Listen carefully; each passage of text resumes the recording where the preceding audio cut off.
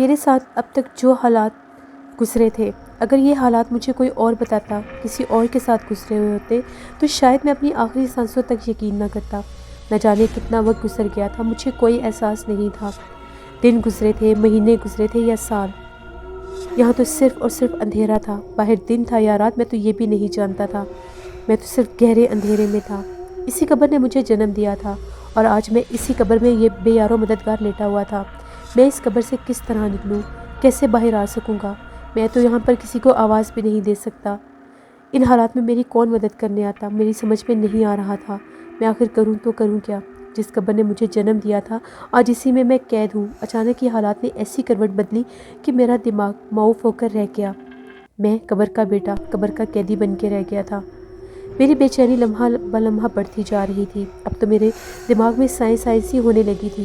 میں نے ایک بار پھر قبر میں لیٹے لیٹے ہاتھوں پیروں کو حرکت دینے کی کوشش کی، لیکن میری یہ کوشش بھی ناکام تھی۔ میں اندھیروں میں ڈوب گیا تھا۔ یہ حالات بہت برے تھے جن میں میں پھنس گیا تھا۔ یہ نہ تو مجھے زندگی قبول کر رہی تھی اور نہ ہی موت مجھے گلے لگا رہی تھی۔ میں نے رینوکا دیوی کو آواز دی، پاروتی کو پکارا، ان بزرگ کو بھی آوازیں دیں، لیکن کوئی میری سننے والا نہیں تھا۔ کہاں گئی وہ سب پرسرار ہستیاں جو قدم بقدم میری مدد کرتی تھیں؟ میرا دماغ آہستہ آہستہ سوچنے سمجھنے کی صلاحیت کھوتا جا رہا تھا، لمحہ بلمحہ تاریکی میں ڈوبتا جا رہا تھا، اور باوجود کوشش کے میں اپنے ذہن کی اس تاریکی کو مٹا نہیں پا رہا تھا۔ نہ جانے کتنے پل گزرے، کتنے لمحے، کتنی گھڑیاں اسی طرح گزر گئی۔ آہستہ آہستہ حالات نے کروٹ بدلی۔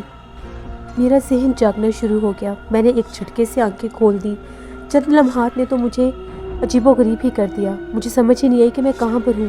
پھر پچھلا سارا منظر فلم کی طرح میری آنکھوں کے سامنے گھومنے لگ گیا۔ دوسرے ہی لمحے میں اچھل کر اس طرح سے ہڑبڑا اٹھا کہ میرے جسم میں حرکت پیدا ہو گئی۔ میں قبر میں ہونے کے بجائے قبرستان میں زمین پر لیٹا ہوا تھا۔ میرے جسم پر کفن کی جگہ پر کپڑے موجود تھے۔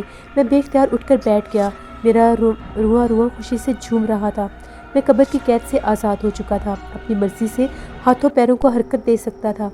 میں اس قبر سے کیسے نکلا اور میرے جسم پر یہ کپڑے کس طرح سے آ گئے؟ میں دوبارہ کس طرح زندگی کی طرف لوٹ آیا؟ میں تو اس حالت میں تھا کہ نہ اب مجھے زندگی سمجھ آ رہی تھی اور نہ ہی موت مجھ سے گلے لگا رہی تھی۔ ایسا لگ رہا تھا زندگی اور موت دونوں مجھ سے روٹھ گئے ہیں۔ یہ تمام ایسے سوالات تھے جن کا میرے پاس کوئی جواب نہیں تھا۔ میں اب تک اس بات کو سمجھنے سے قاصر تھا کہ میں بار بار ان حالات کے چکر میں کس طرح سے الجھ جاتا ہوں۔ میں تو اپنا ماضی تلاش کرنے نکلا تھا، جس کے لیے مجھے مصر جانا تھا۔ ہاں، رینوکا دیوی نے یہی مجھے بتایا تھا کہ میری جائے پیدائش مصر ہے، لیکن حالات کا رخ اس تیزی سے بدلا کہ میں مصر تو کیا ممبئی سے بھی باہر نہیں نکل سکا تھا۔ میں وہاں سے اٹھ کر کھڑا ہوا اور اس پگڈنڈی کی طرف ہو لیا جو قبرستان کے پھاٹک کی طرف بل کھاتی ہوئی چلتی جا رہی تھی۔ مجھ سے پھاٹک کا درمیانی فاصلہ 20 سے 30 گز کا ہوگا۔ میں اپنے خیالوں میں ڈوبا پھاٹک کی طرف قدم بڑھا رہا تھا کہ مجھے یوں محسوس ہوا جیسے میری ٹانگ کی ہڈی ٹوٹ کر ریزہ ریزہ ہو گئی ہو۔ وہ ضرب اتنی شدید تھی کہ اگر میری جگہ کسی اور کو لگی ہوتی تو یقیناً اس کی ہڈیاں ٹوٹ گئی ہوتی۔ میں قہر آلود نظروں سے اس پاگل کو دیکھنے لگا جس نے ایک آڑی ترچھی لکڑی سے اچانک میری ٹانگ کو نشانہ بنایا تھا۔ نیم کے درخت سے دور کھڑا مجھے دیوانوں کی طرح پلکیں چپکا کر دیکھ رہا تھا۔ اس کا حلیہ، اس کی دیوانگی عجیب طرح کی تھی۔ اس کے جسم پر صرف ایک میل سے جکڑا ہوا پاجامہ موجود تھا جو جگہ جگہ سے پھٹ چکا تھا۔ اس کی داڑھی اور سر کے بال جھاڑیوں کی طرح تھے جو بے تحاشا بڑھے ہوئے تھے۔ الجھے ہوئے ان گندے بالوں میں دنیا جہان کی غلاستیں نظر آ رہی تھیں۔ اس کے جسم پر میل کی موٹی موٹی تہیں موجود تھیں، شاید کہ اس نے برسوں سے نہانے کی زحمت گوارا نہیں کی تھی۔ اس کے سینے کے بائیں جانب زخم کا ایک گہرا نشان تھا جس کے اطراف سے گاڑھا خون جمع ہوا نظر آ رہا تھا۔ اس کی بڑی بڑی آنکھوں میں خون کی سرخیاں دکھائی دے رہی تھیں۔ اسے روزے روشن میں دیکھ کر پہلی بار مجھے جھرجھری آ گئی۔ اگر میں اسے رات میں دیکھتا تو شاید خوف سے چیخ اٹھتا۔ اس کی حیت کچھ ایسی ہیبت ناک و ڈراؤنی تھی۔ مجھے تکلیف پہنچا کر وہ جس دلچسپ انداز میں دور کھڑا تماشا دیکھ رہا تھا، میرا خون کھول رہا تھا۔ میں نے اسے خون خوار نظروں سے گھورتے ہوئے دیکھا اور تیزی سے اس کی طرف بڑھنے لگا تو وہ مسخروں کی طرح اپنے دونوں پیروں پر بیک وقت پھدکتا ہوا دوسری طرف چلا گیا۔ اپنا ہاتھ اپنے ران پر مارتے ہوئے بولا، ہو گیا، آزاد ہو گیا۔ میں نے اسے کہا، بکواس بند کر۔ میں زور سے گرجا تو وہ سہم کر ایک قدم پیچھے ہٹ گیا۔ میں نے اسے گھورتے ہوئے کہا، آؤ ادھر میرے قریب آؤ۔ تو کیا کر لے گا؟ اس نے پلٹ کر مجھے کہا۔ مجھے مارے گا؟ وہ میرا مذاق اڑانے لگا۔ ٹھہر جاؤ، میں تمہیں بتاتا ہوں، میں نے حقارت سے کہا۔ میں نے ایک قدم آگے بڑھایا ہی تھا کہ کسی پتھر سے ٹھوکر کھا کر لڑکھڑا کر گر گیا۔ وہ عجیب و غریب طرح سے ہنسنے لگ گیا اور خوشی سے تالیاں بجانے لگ گیا۔ میں تمہارا خون پی جاؤں گا، میں نے اس پاگل کو گھورتے ہوئے غصے سے کہا۔ ٹھہر جا بدبخت، میں تجھے ابھی بتاتا ہوں۔ میں نے جیسے ہی آگے قدم بڑھایا، اس کے ہاتھ میں ایک لکڑی تھی۔ اس نے گھما کر فضا میں لہرائی تو وہ تیرتی ہوئی میری کھوپڑی پر آ کر لگی اور مجھے دن میں تارے نظر آ گئے۔ مجھے اپنی کھوپڑی چٹکتی ہوئی محسوس ہوئی۔ میں سر پکڑ کر وہیں پر بیٹھ گیا۔ آخری احساس جو میرے ذہن میں تھا وہ اس پاگل دیوانے کے الفاظ تھے۔ آزاد ہوتے ہی احسان فراموش ہو گیا تو ہے ہی احسان فراموش، ناپکار ہے تو، چل دفع ہو جا یہاں سے اور جا کھا دنیا کی ٹھوکریں۔ اس کے ساتھ ہی میرا ذہن ایک مکمل تاریکی میں ڈوب گیا۔ جب دوبارہ آنکھیں کھلی تو میں قبرستان میں ہونے کی بجائے کسی ٹرین میں محو سفر تھا اور وہ ٹرین اپنی منزل کی طرف رواں دواں تھی۔ مجھے معلوم نہ تھا کہ اس ٹرین میں کس طرح سے پہنچا اور یہ ٹرین کس طرف جا رہی ہے۔ میں اب ٹرین میں بیٹھے مسافروں کا جائزہ لے رہا تھا۔ کچھ لوگ کھا پی رہے تھے، کچھ لوگ خوش گپیوں میں مصروف تھے اور کچھ لوگ کھڑکی سے باہر والے خوبصورت مناظر کو دیکھ رہے تھے۔ ٹرین پوری رفتار سے اپنی منزل کی طرف دوڑتی چلی گئی، لیکن میری سمجھ میں نہیں آ رہا تھا کہ میں قبرستان سے ٹرین میں کیسے پہنچ گیا اور مجھے اس قبر سے کس نے نکالا۔ کیا اس پاگل نے؟ کیا حقیقتاً وہ کوئی پاگل تھا یا کوئی مجذوب تھا؟ مجذوب کا خیال آتے ہی میں بری طرح سے چونک پڑا۔ یقیناً وہ کوئی مجذوب تھا اور میں نے اس طرح سے اس کے ساتھ سلوک کیا۔ اس نے مجھے قبر سے رہائی دلائی تھی۔ مجھے بہت افسوس ہوا کہ میں اس کو سمجھ نہیں سکا اور مجھے اس ٹرین میں پہنچانے والا بھی وہی مجذوب ہی ہوگا، لیکن کیوں؟ اس بات کا میرے پاس کوئی جواب نہیں تھا۔ ٹرین اسٹیشن پر رکی تو میں اٹھ کھڑا ہوا، گاڑی کے ڈبے سے باہر نکل آیا۔ باہر آ کر میں نے ایک زوردار انگڑائی لے کر سفر کی تھکان اتارنے کی کوشش کی، پھر ادھر ادھر دیکھا اور اسٹیشن سے باہر چلا آیا۔ میں اجنبی نظروں سے ادھر ادھر دیکھ رہا تھا کہ ایک رکشہ میرے قریب آ کر کھڑا ہو گیا۔ ڈرائیور نے کاروباری مسکراہٹ سے میری طرف دیکھا اور بولا، کہاں جاؤ گے باؤ جی؟ میں نے ایک لمحے کے لیے اسے دیکھا اور پھر رکشے کے اندر بیٹھ گیا۔ سنو، مجھے کالی مندر کے پاس والی بستی میں جانا ہے۔ وہ کیا نام ہے اس کا؟ رام راجہ کی بستی تو نہیں ہے؟ رکشہ ڈرائیور نے جلدی سے بولا۔ ہاں وہیں چلو۔ میں مطمئن ہو کر بیٹھ گیا اور باہر سڑک پر دیکھنے لگا۔ ان سب باتوں میں میری مرضی کا کوئی رد عمل دخل نہیں تھا۔ یہ جملے جو میری زبان سے نکلے تھے بے اختیار ادا ہو رہے تھے۔ رکشے والے نے مجھے کوئی آدھا گھنٹہ اس بستی میں پہنچانے میں لگایا۔ بستی شروع ہوتے ہی میں نے رکشے سے باہر نکلا اور اس کو کرایہ ادا کیا اور بستی کو دیکھنے لگا اور آہستہ آہستہ آگے چلنے لگا۔ یہ بستی کچھ پکے اور کچھ زیادہ تر کچے مکانوں پر مشتمل تھی۔ آتے جاتے لوگوں کو دیکھ کر اندازہ ہو رہا تھا کہ یہاں پر زیادہ تر لوگ غریب اور محنت کش ہیں، جہاں پر ہندو اور مسلمان دونوں ہی آباد تھے۔ تھوڑا سا آگے جا کر مجھے ایک چھوٹا سا چائے کا ہوٹل نظر آیا۔ یہاں پر اونچی آواز میں فلمی گانے لگے ہوئے تھے۔ اس وقت دن کا پچھلا پہر تھا۔ ہوٹل پر کافی رش تھا۔ لکڑی کے بینچوں پر بیٹھے لوگ چائے پینے میں مصروف تھے اور آپس میں باتیں کر رہے تھے۔ ایک کونے میں کچھ گنڈے بھی بیٹھے ہوئے تھے جو شاید شراب پی رہے تھے۔ میں نے عجیب و غریب طرح سے ان کی طرف دیکھا اور جا کر ایک خالی بینچ پر بیٹھ گیا۔ میرے بیٹھتے ہی ایک نوعمر لڑکا تیزی سے میری طرف بڑھا۔ گندے سے کپڑے سے وہ اس میز کو اس طرح سے صاف کر رہا تھا جیسے وہ صاف ہو ہی نہیں رہا۔ چائے پیو گے بابو؟ ہاں، گرم گرم کڑک چائے چاہیے، ساتھ میں کچھ بسکٹ بھی۔ میں نے ارد گرد بیٹھے لوگوں کو دیکھا اور لاپرواہی سے کہا، ابھی لایا، ایک چائے، کڑک چائے، اور وہ لے کر میرے پاس آ گیا۔ میں نے محسوس کیا وہاں بیٹھے ہوئے افراد مجھے گھور رہے تھے۔ شاید انہیں میرے لباس اور حلیے سے اندازہ ہو رہا تھا کہ میں کوئی اجنبی ہوں، کیونکہ ایسی چھوٹی چھوٹی بستیوں کے لوگ ایک دوسرے کو اچھی طرح جانتے ہیں اور میں یہاں پر آنے والا نیا انسان تھا۔ یہ لو بابو چائے اور بسکٹ۔ وہی لڑکا میرے سامنے چائے کا گلاس اور پلاسٹک کی گندی سی پلیٹ میں بسکٹ رکھ کر لے آیا۔ میں نے گرم گرم چائے کا گھونٹ لیا۔ چائے اچھی بنی تھی، جس کی مجھے امید بالکل بھی نہیں تھی۔ میں بسکٹ کھاتا اور چائے پیتا جا رہا تھا، ساتھ ہی ساتھ وہاں بیٹھے لوگوں کا جائزہ لیتا رہا۔ چائے ختم ہوگی تو میں نے ایک اور چائے منگوائی اور پھر آہستہ آہستہ پیتا گیا۔ چائے ختم ہوئی تو میں کاؤنٹر کی طرف بڑھ گیا۔ کاؤنٹر پر ایک بھاری بھرکم جسم کا شخص بیٹھا ہوا تھا۔ چہرے سے ہی مجھے کچھ اچھا نہیں لگ رہا تھا۔ میں نے اس کے قریب پہنچ کر جیب سے پرس نکالا۔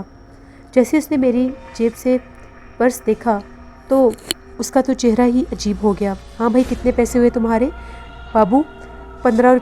بابو سیٹ سے 15 روپے لے لو۔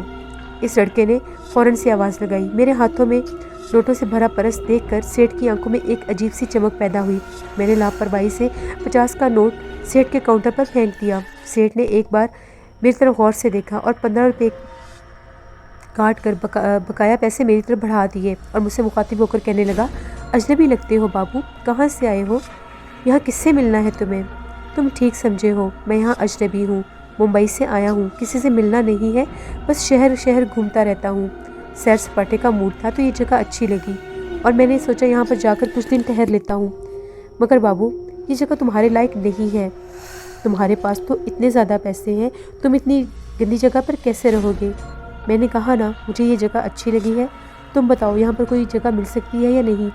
मेरी बात अधूरी ही रह गई। किसी ने ज़ोरदार ठोकर के साथ मेज़ को उल्टा दिया। फिर इसने एक झटके से मेरे हाथ से मेरा पर्स, नोटों से भरा हुआ पर्स छीन लिया। मैंने आहिस्ता से गर्दन घुमाकर अपने दाईं जानब देखा तो आसमानी रंग की जीन्स की पैंट शर्ट में मलबूस एक बॉडी बिल्डर टाइप आदमी मेरा पर्स पकड़े खड़ा था। मेरे कानों में इर्द गिर्द से उभरने वाली आवाज़ें पड़ी। जग्गू दादा आ गया, निकलो यहाँ से, जल्दी निकलो, वो हमें मार देगा। मैंने नज़रें घुमाकर देखा तो बहुत से चेहरों पर खौफ के आसार मंडला रहे थे। इस जगह काफ़ी दहशत फैली हुई थी। मैंने अपने दिल में सोचा, बहुत माल है तेरे पास, कहाँ से आया है तू? और भी माल है तो जल्दी से निकाल। वो अजीबोगरीब मुस्कुराहट के साथ बोला, तुझे ज़रूरत थी तो तू मांग लेता, खैरात देना तो मेरी आदत है। मैंने लापरवाही से इससे कहा, ओए क्या बकता है, मेरा नाम जग्गू है, जग्गू, मैं मांगता नहीं छीनता हूँ। वो गुस्से से किसी पागल हाथी की तरह चिंघाड़ा। इसको गुस्से में देखकर वही 5-7 नौजवान जो कोने में बैठे शराब पी रहे थे अपनी जगह से भागते हुए जग्गू के पास पहुंच गए। मैंने तंजिया अंदाज में हंसकर इसे देखा। अचानक जग्गू ने अपना हाथ आगे बढ़ाया। इससे पहले इसका हाथ मेरी गर्दन तक पहुंचता वो मेरी आईनी गिरफ्त में आ चुका था। वही जग्गू का हाथ रोकता है तू, तेरी इतनी जुर्रत? जग्गू ने गुस्से से लाल पीला होते हुए मुझे कहा। मेरा मुंह क्या देख रहे हो, पकड़ो इस साले को, जितना माल है सारा छीन लो। मैंने गर्दन घुमाकर इसकी तरफ देखा। एक लम्हे के लिए मेरी आंखों में नाचती हुई वहशत देखकर जग्गू के औसान खता हो गई। मेरी आंखों में फैली खून की सुर्खी देखकर वो एक कदम पीछे हट गया। मैंने कहा था ना कि दोबारा बदतमीज़ी मत करना। अभी भी कहा था, इतनी जल्दी भूल गए तुम? बदतमीज़ी, और वो भी शेरू दादा के साथ? लगता है तुम अपनी ज़िंदगी से उकता चुके हो। मेरे जहन में किसी दरिंदे की गुर्राहट महसूस हो रही थी, मगर शायद जग्गू के साथ ही नशे में थे, इसे महसूस नहीं कर सके, इसीलिए वो एकदम मुझ पर टूट पड़े। मगर मुझ पर वो कहाँ टूट पड़े? मैंने तो फ़िज़ा में कलाबाजी ली और दूसरी तरफ जाकर खड़ा हो गया। वो सब आपस में ही टकरा कर गिर गए। फिर मैंने इन्हें मज़ीद मौका देना बेवकूफ़ी समझा। बिजली सी तेज़ी के साथ मेरे पैरों में हरकत आ गई और चंद ही मिनटों में मैंने उन सब को ज़मीन पर गिरा दिया। फिर जग्गू की शायद किस्मत ख़राब थी, वो खंजर लेकर मुझ पर हमला आवर हो गया। मैंने एक ही चकाई देकर खंजर वाला हाथ इसके बाजू पर मारा और इसका खंजर दूर जाकर गिरा। तब जग्गू को अपने जूतों की ठोकरों पर रख लिया। सारे होटल इसकी चीखों से गूंज रहा था। मेरे पाँव मशीनी अंदाज में हरकत कर रहे थे। होटल में मौजूद तमाम लोग एक तरफ खड़े होकर ये नाकाबिल यकीन मंजर देख रहे थे। इनकी आंखों में मचलती हसरत देखकर मुझे समझने में देर नहीं लगी कि जग्गू ने इस बस्ती में पहली दफ़ा ये हशर हुआ है और अब लोग इसको देखकर बहुत लुत्फ़अंदोज़ हो रहे थे। भगवान के लिए मुझे क्षमा कर दो शेरू दादा, मुझे क्षमा कर दो, मुझसे भूल हो गई, मुझे माफ़ी दे दो। अचानक जग्गू मेरे पाँव में लिपट कर बोला। इसका चेहरा खून से लथपथ था और शायद जिस्म की एक आध हड्डी भी टूट गई थी। मैंने आखिरी ज़ोरदार ठोकर लगाकर कहा, कुत्ते की दुम को कितनी देर ही क्यों लगे, वो टेढ़ी की टेढ़ी ही रहती है।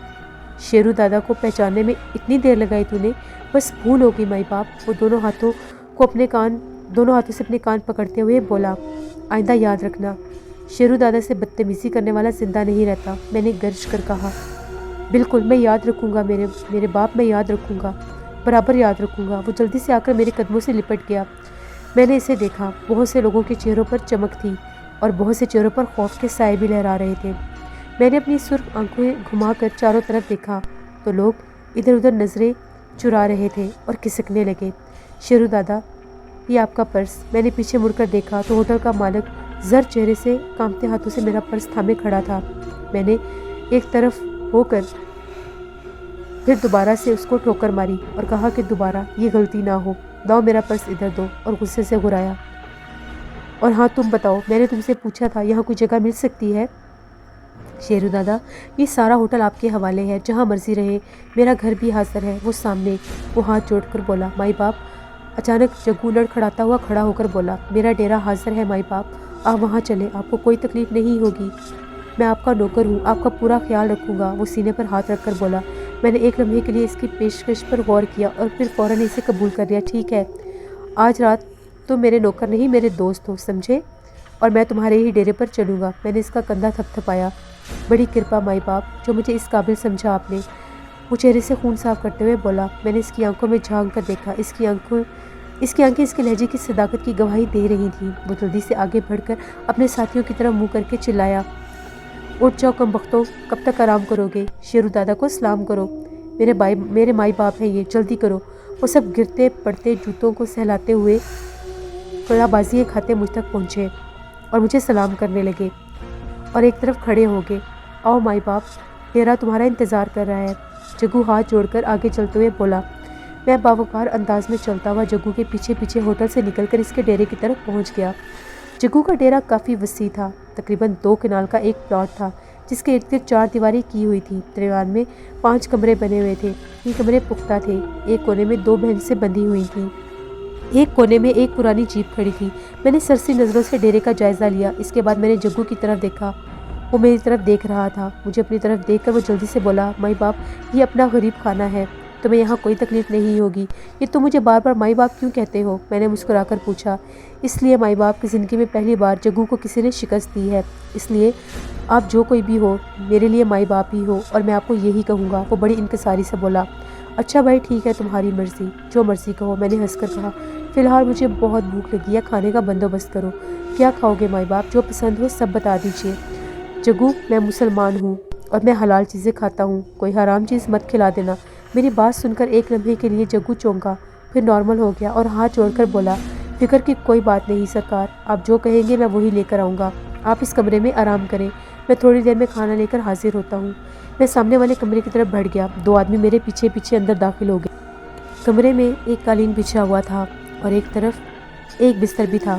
میں اس پر جا کر بیٹھ گیا۔ 2 آدمی میرے پیروں میں بیٹھ کر میرے پاؤں دبانے لگ گئے۔ میں نے انہیں روکنے کی کوشش کی۔ کوئی آدھے گھنٹے کے بعد جگو کمرے میں داخل ہوا۔ اس کے ساتھ 3 آدمی تھے۔ سب کھانے پینے کی مختلف چیزیں جو لفافوں میں تھیں اٹھا کر لے آیا۔ میں سب کچھ دیکھ کر حیران ہو گیا۔ اس نے پورا دسترخوان سجا دیا تھا۔ کھانے کے لیے بہت کچھ تھا، تلی ہوئی مچھلی، بھنا ہوا گوشت، بریانی، فرائی کباب، فرنی، روغنی نان، نہ جانے کیا کیا۔ اوئے جگو، یہ کس کی بارات کا کھانے کا انتظام کر کے لائے ہو؟ اور ہاں، پیسے دے کر لائے ہو یا پھر ویسے ہی؟ مائی باپ، میں نے تو پیسے دینے کی کوشش کی تھی، مگر یقین کریں ہوٹل والے نے نہیں لیے، اس نے بڑے معصوم انداز میں کہا۔ ہم لوگوں نے کھانا کھایا۔ کھانے کے بعد ہم سب نے چائے پی۔ کھانا بہت اچھا تھا۔ میں نے پیٹ بھر کر کھانا کھایا۔ پھر میں نے جگو سے کہا، ان لوگوں کو باہر بھیج دو اور تم میرے پاس بیٹھو۔ جگو میرے پیروں میں بیٹھ کر میرے پاؤں دبانے لگ گیا۔ میں نے اسے منع بھی کیا، لیکن اس نے کہا، نہیں، مجھے آپ کی سیوا کرنی ہے، مجھے اپنی سیوا سے مت روکو۔ میں نے اس کی بات پر گردن ہلا دی اور کہا، ٹھیک ہے، اچھا بھائی، جو مرضی کرو، جیسا تمہارا دل ہے تم ویسے ہی کہو۔ جگو، مجھے اس بستی کے بارے میں بتاؤ۔ جگو نے سگریٹ کا پیکٹ نکالا اور مجھے پیشکش کی۔ میں نے انکار کی تو وہ حیرت سے دیکھنے لگا، پھر خود ایک سگریٹ لگا کر لمبا سا کش کھینچ کر بولا، مائی باپ، بستی میں ہندو، مسلمان اور سکھ مل جل کر رہتے ہیں، سب ایک دوسرے کی خوشی میں رشتہ داروں کی طرح شریک ہوتے ہیں۔ اس موقع پر نہ کوئی ہندو ہوتا ہے اور نہ ہی کوئی مسلمان، ہم لوگ سب ایک دوسرے کے ساتھ برادری میں رہتے ہیں، سب عید کی خوشیوں میں شامل ہوتے ہیں اور مسلمان دیوالیوں میں ہندوؤں کا ساتھ دیتے ہیں اور ان کے ساتھ مناتے ہیں۔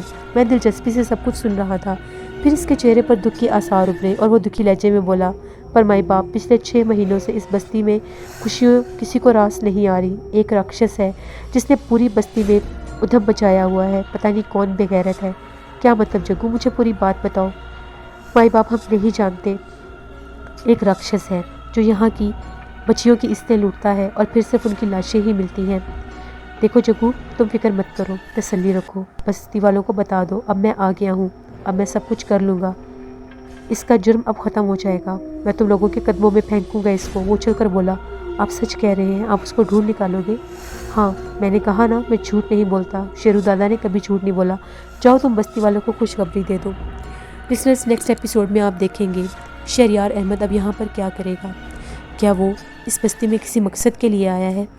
اور یہاں سے وہ کہاں جائے گا؟ سب کچھ جاننے کے لیے آپ لوگوں کو دیکھنی پڑے گی قبر کا بیٹا ناول کی نیکسٹ ایپیسوڈ، جو میں کل آن ایئر کروں گی۔ اپنا فیڈ بیک مجھے ضرور دیں، آپ لوگوں کو ناول کیسا لگ رہا ہے۔ انشاءاللہ کل پھر ملاقات ہوگی قبر کے بیٹے ناول کی نیکسٹ ایپیسوڈ میں۔ Thank you for watching, stay blessed, اللہ نگہبان۔